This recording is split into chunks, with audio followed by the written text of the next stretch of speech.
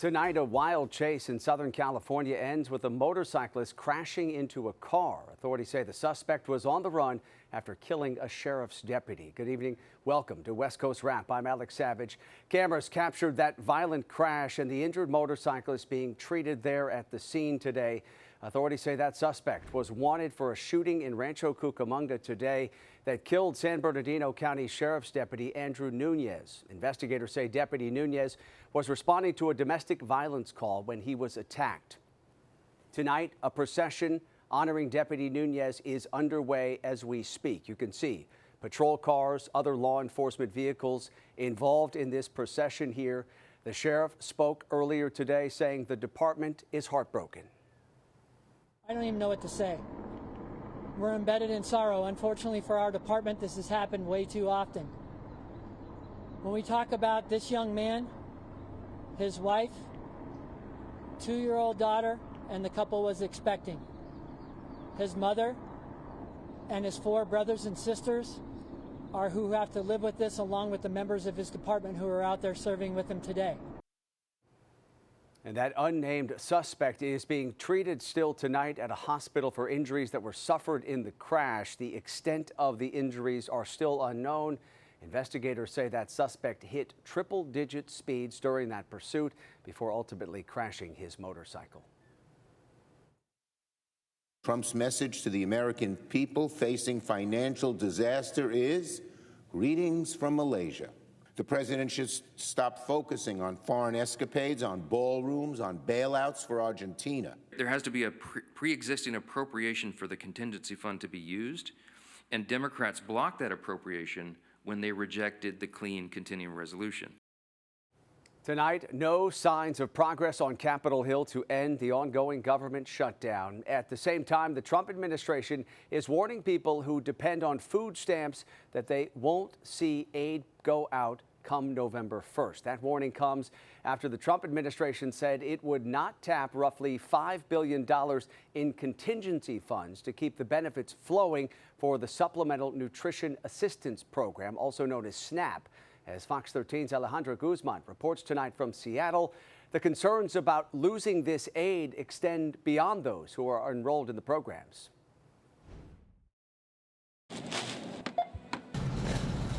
The clock is ticking for families who rely on food assistance. As of Friday, all SNAP benefits are set to end, and according to federal data, 930,000 Washingtonians were enrolled in the program as of September. With the government shutdown and USDA funding cuts, food banks say they're bracing for a wave of need. We're in a really tough situation, so I don't want to sugarcoat it. Food Lifeline works with more than 300 agencies across Western Washington. They served 2.4 million people last year. Pastor Jan Buller-Jack with the Riverton Park United Methodist Church in Tukwila, whose food pantry is supplied by Food Lifeline, says she's already seen the strain. Probably a year ago, we were giving about 50 pounds of food to every family that came through, and families could come through 3 times a week to the food pantry. Now families can only come once a week, and they're getting about 15 pounds of food. The toll is evident, as a community member wrote on Nextdoor saying, "I'm scared, ashamed, and desperate. With the shutdown, my SNAP is frozen and the food bank rations are getting smaller. I haven't had a meal in a few days." Even if you don't receive benefits, you could feel the impacts. According to the Food Research and Action Center, the effects will ripple through our economy as every dollar spent adds about $1.50 to $1.80 to the economy. The USDA's data agrees. This graph shows SNAP doesn't just help people buy food, but it supported more than 13,500 jobs in 2016. The United Food and Commercial Workers Union, which represents more than 1 million grocery, meatpacking, and food processing workers, has sent a letter to the USDA's Secretary, Brooke Rollins, urging her to use emergency funding to fund SNAP benefits, warning a drop in grocery sales means fewer hours and wages for workers. And that was Fox 13's Alejandra Guzman reporting tonight from Seattle. Some restaurant owners in the Bay Area are lending a hand to those on food assistance during this challenging time. 3 restaurants in San Jose, Oakland, and San Francisco say they'll be offering a free or discounted meal to children on SNAP. The owners of Tony and Alba's Italian restaurant say they're already seeing a need. Want them to know that don't be embarrassed, because we all need help sometimes. Right. So come on in. People were coming in on Friday. As soon as they heard, people came in. So that means they're in need. Also, a Vietnamese restaurant in Oakland and a Mexican restaurant in San Francisco are stepping up to help right now. Bay Area food banks are also bracing for a sharp increase in demand when SNAP benefits don't go out beginning at the beginning of next month. And our coverage of the broadening impact of this government shutdown continues online. Just head over to westcoastwrap.com. From food aid to a shortage of air traffic controllers, see how people are trying to get through this stalemate in Congress. All right, turning now to our weather here in the West, and it's a welcome sight for people across the Seattle area. Conditions starting to clear out after weekend storms in this region. Here's a live look at the downtown area tonight, where it is still wet and a bit cloudy, but the heavy rain and the strong winds have let up. During the height of this weekend's storms, upwards of 175,000 Puget Sound Energy customers lost power. More than 7,000 of those customers still don't have service tonight. PSE officials say getting power restored after a storm like this one is a massive undertaking. Whenever you have transmission lines down, we're going to have to send out helicopters to fly over some of the cascades. Those transmission lines are the big ones that you see coming from our generating sources to the substations. So really just trying to ensure those are up as fast as possible, so we can really start knocking out the local in the neighborhood distribution lines. And it may take a couple more days for service to be restored to everyone across the region. Those weekend storms also dumped a lot of snow in the Pacific Northwest. This is what it looked like at Snoqualmie Pass today, east of Seattle. First responders were called out to handle a number of different crashes in this area overnight. There are no restrictions for drivers right now on the roads, but first responders are urging people to be careful if they do head out and they're driving somewhere. For more, let's bring in KTVU's chief meteorologist, Mark Tamayo, who is tracking the effects of those storms in Washington. And of course, you have the conditions for everyone else across the West. Hey, Mark. Hi there, Alex. Yeah, of course, the unsettled conditions, the focus of the rain up in the Pacific Northwest. And these numbers pretty impressive for this time of year, as you can see here, with these numbers from around 1 to over 1 1/3, with nearly 2 inches of rainfall. So you can see those amounts adding up with those atmospheric rivers over the past few days. Now, it's interesting across the West. We do have this. We actually have a freeze warning out toward Denver first thing tomorrow morning. For tomorrow, at the same time, we actually have a heat advisory for Southern California, with temperatures warming back up into the 80s and some lower 90s. So the World Series forecast for tomorrow in Los Angeles, we are expecting some very warm conditions at first pitch in the upper 80s and 87 degrees. Here's a look at the big view on the satellite and the radar. As you can see here, the main storm track is focused up here, approaching the Pacific Northwest, so they do have the chance of some rainfall for tomorrow. In terms of the radar coverage, you can see over the past few hours, focused out toward parts of Colorado and the Denver area, and some scattered rain showers showing up, nothing widespread on the radar update over the past few hours. This was the scene in Seattle today, showing you all the clouds out there, kind of a cooler day, with temperatures only in the 50s at 54 degrees. In the San Francisco Bay Area, we actually had a lot of cloud cover this morning, but then lots of sunshine in the afternoon hours. San Francisco 67. And then in Phoenix, temperatures warming up. You can see lots of sunshine and temperatures right around 90 degrees this afternoon. Current numbers out there, Phoenix has cooled off to 80, Las Vegas in the upper 70s. The cooler pattern, the cooler temperatures definitely focused up here, with Seattle right now in the upper 40s at 49 degrees. So chance of some rain for Seattle for tomorrow. Still, that energy moves in from the Pacific. It's a nice day for a good portion of Northern California, and there's a heat advisory posted for Southern California. Lots of sunshine out toward Phoenix, and they're going to have that chilly start in the morning hours for Denver first thing tomorrow morning. Here's the forecast models. You can see here we do bring in the chance of some rain, especially up towards Seattle throughout the day for your Tuesday.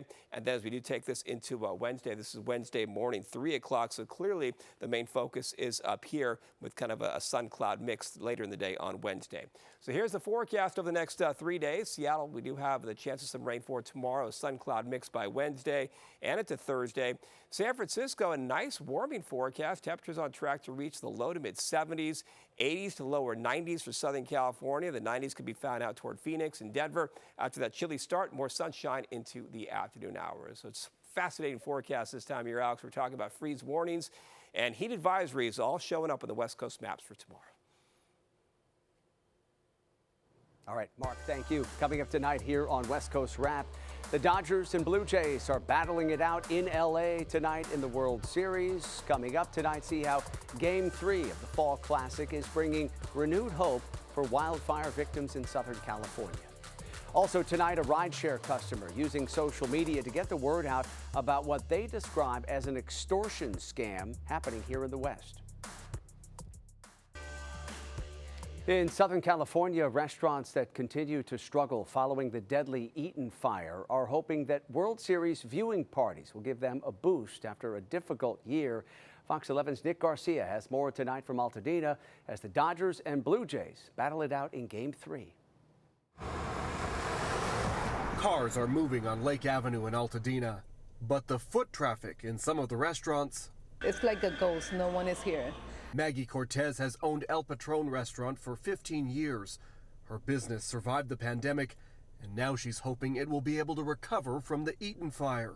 Out front, an ofrenda for Dia de los Muertos for customers who have passed away. But I know that they're my angel, taking care of me, and I know that right now they're just holding me like, Maggie, si se puede, you can do it. El Patron was also a great spot to watch Dodgers games. I love Dodgers. I'm a fan of Dodgers. Everybody can welcome to come to see the Dodgers. I have the Dodgers game. I have beer and wine. I have good, delicious food. Come over. Down the street at Pinocchio's Italian restaurant. Business has been okay, a little bit slower than before, but we're surviving. It could be a lot worse. He's hoping excitement about the Dodgers' return to the World Series will encourage customers to return to these tables. We've been a local restaurant here for over 30 years. We played a Dodgers game. We've got a 150-inch big screen TV, so it's a great place to come. Great happy hour, great service, great staff. Both restaurants say they'd love to have people come in and watch a game. We definitely appreciate it, you know. Anybody who can come in, supporting not just us, but any other local business around here. All right, that was Fox 11's Nick Garcia reporting tonight. A Southern California family who are diehard Dodgers fans are showing their team spirit on this Halloween. The Arellano family in Montebello, near L.A., has turned their house into a mashup of Halloween and Dodgers mania. They say they bought up Home Depot's entire skeleton collection and dressed them up in Dodgers blue. The thing about this whole thing is when I see all the kids' faces light up, I live for that. So when I see her face, I don't know, that's why I do it. Carla Arellano says Halloween is her favorite holiday, and she says the decorations just grow a little bit more every year. Well, people in Tempe, Arizona are sounding the alarm over a growing network of high-tech cameras across the city. Critics say these devices are designed to help solve crimes, but they may be capturing far more personal information than many people realize. Fox 10's Ashley Rodriguez has more tonight on their concerns. My name is Bobby Nichols. I'm a Tempe resident of 25 years. Bobby Nichols stands before the Tempe City Council, hoping to call attention to the city's numerous flock cameras, a system intended to capture a vehicle's fingerprint and share the information in the name of solving crimes. This is a clear abuse of our sensitive and personally identifying information. Nichols, now a candidate for city council, says the cameras that are in nearly every state are used by thousands of police departments and businesses. They capture every single car that passes by. They capture information about the make and model of the car, the license plate, who's driving the car, age, name, race, information like that, down to bumper stickers. Flock has recently partnered with Ring doorbell cameras, adding even more information to their database, he says, to sell and use to train their future AI models. Flock says it does not sell data without consent from the customer, but when the customer is police departments or businesses, it's not clear where your personal information will end up. Flock can record different meetings that people go to, medical or religious institutions, and can build out basically an individual schedule based on tracking where their vehicle goes. In a statement to Fox 10, Flock pointed to agencies collaborating with Homeland Security in Michigan to crack open an online child sex trafficking ring.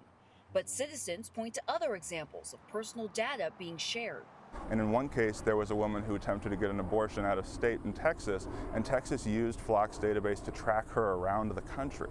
Flock disputes that, saying Texas authorities used their system to assist a missing persons case, not an abortion enforcement case. But I'm told the larger issue with having these cameras in cities throughout the valley is the lack of transparency. A number of valley area cities have opted out of sharing the data collected, but there is concern Flock has built in a back door where subscribers, including ICE, can still access the personal information of millions of unaware people. So it's a real concern of who is accessing data that is stored by Flock and for what reason. It's a real concern on our right to privacy.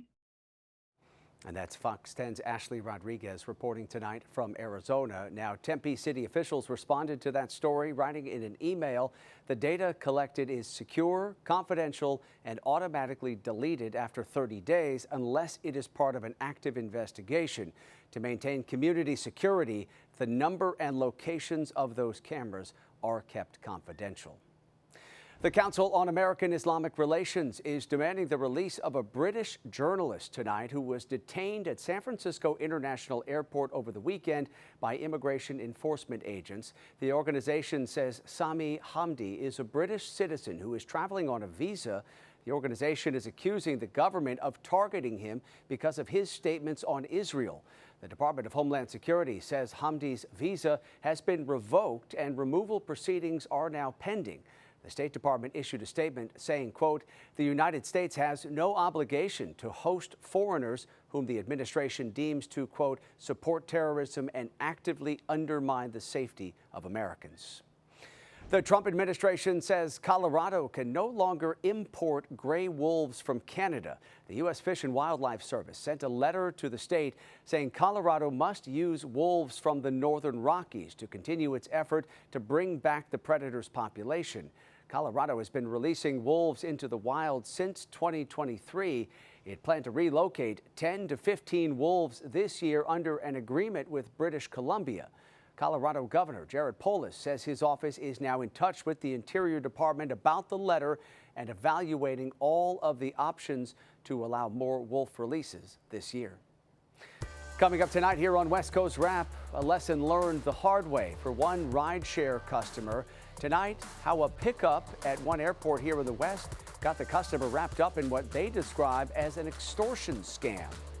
Also tonight, see how actor Jamie Foxx calls out guests of his own party in L.A. for their unruly behavior. Y'all ain't but you're a Sunday girl. What the is wrong with y'all? Who did it? In tonight's NFC West update, the Seattle Seahawks managed to jump to first place in the NFC West without even playing this weekend. The 49ers were in action on Sunday. They lost to the Texans 26-15 on the road. That dropped the Niners to third place in the NFC West with a 5-3 record. The Seahawks now come out of their bye week on top of the NFC West with a record of 5-2. Raiders legend George Atkinson has died. Today, the team announced Atkinson died in Georgia without releasing the cause of his death. Atkinson was a Super Bowl champion and member of the Raiders' Soul Patrol back in the 1970s. He played for the Raiders when the team was based in Oakland between 1968 and 1977. He also played one season with the Broncos. Atkinson was 78 years old. A rideshare customer wants you to learn from the experience they had at Seattle-Tacoma International Airport. This is a live look at the activity at the airport tonight. This is where one customer says they got into what they thought was an Uber car. As Fox 13's Lauren Donovan reports tonight, the fake driver behind the wheel then tried to extort money. It's the last thing anyone would want after a long day of travel. Scammed and stranded miles away from your final destination. And our story begins right here at the rideshare app pickup at SeaTac Airport. We first saw the story on Reddit titled SeaTac Uber Scam. The poster says they learned their lesson after booking a ride home at 6 a.m. Supposedly, the app showed a black Tesla, then they spotted one. The driver waved them over. The post reads, "The trunk is open, obscuring the license plate from view. That should have been my first red flag." Once they were inside and on the move, they said, "I asked to be let off before exiting the SeaTac parking structure, but he complained there is no safe place to park." But this passenger claims proceeds to drive in opposite direction on I-5 from my destination, then starts bargaining me to Venmo him money. Supposedly, they told him no repeatedly, and they were left on the highway where eventually they got another Uber home. The post has since drawn hundreds of comments and thousands of upvotes, even catching the eye of Port Commissioner Sam Cho, who promised to have police look into it. I followed up to see if that's happened. Honestly, this is the first time that I've heard of this type of case where you have someone who's not an actual Uber driver trying to extort, essentially, people for money. And so it's very concerning. My suspicion is that it's not the first time that it's happened. I'm just glad this individual posted publicly and created awareness around it so that I could eventually get to it and respond. Like, God forbid anyone ends up in a similar situation as that. I think this individual tried to contact Uber at first, but I would highly recommend just calling 911 right away. So what's Uber got to say about this? I reached out to corporate and they want me to remind all of you before getting in one of their ride shares, you got to check for 4 things. That is the photo of the driver, the license plate, the make, and then the model of the car as well. We're reporting at the airport. Lauren Donovan, Fox 13 News. Finally tonight, we are learning more about a viral video that shows actor Jamie Foxx firmly addressing the crowd at a recent event that was hosted by his teenage daughter. This video circulating online shows Foxx at an annual Halloween and birthday party that was started by his daughter Annalise when she was 13. On stage, Foxx demands to know who threw an object and called out the crowd, urging better behavior from those who were on hand. Many believe this outburst came after rapper Glorilla was reportedly hit by an object on stage. Why would you throw something on stage, man? Why? This is free. That event was held at Fox's home. Foxx himself has been hit by an object in public as well. Last year, he was struck in the mouth by a glass during his birthday dinner. We have seen this is actually, for whatever reason, become a trend over the last few years at concert venues where people are throwing things on stage and hitting performers. And, you know, I think Jamie was basically saying, you might do that nonsense when you're, you know, at SoFi or you're at the Hollywood Bowl or the, you know, the Greek Theater, just naming some LA venues. He's like, but this is my house. And he actually said that. He's like, this is my crib. You can't come in here and do this. And I think he was acknowledging, look, I've seen this nonsense go on at concerts, but that's not what this is. This is a private party that I have invited you to. I'm not charging you for this. You are getting great entertainment, probably free drinks. And now you're going to come in here and start attacking the artist who's been kind enough to come here and perform at my party. He's like, that's not going to happen. Now, in the past, Foxx has posted about this event online, calling it iconic and praising his daughter, but he has not directly addressed what happened in that video. And that does it for West Coast Wrap tonight. We appreciate you watching, as always. Have a great night.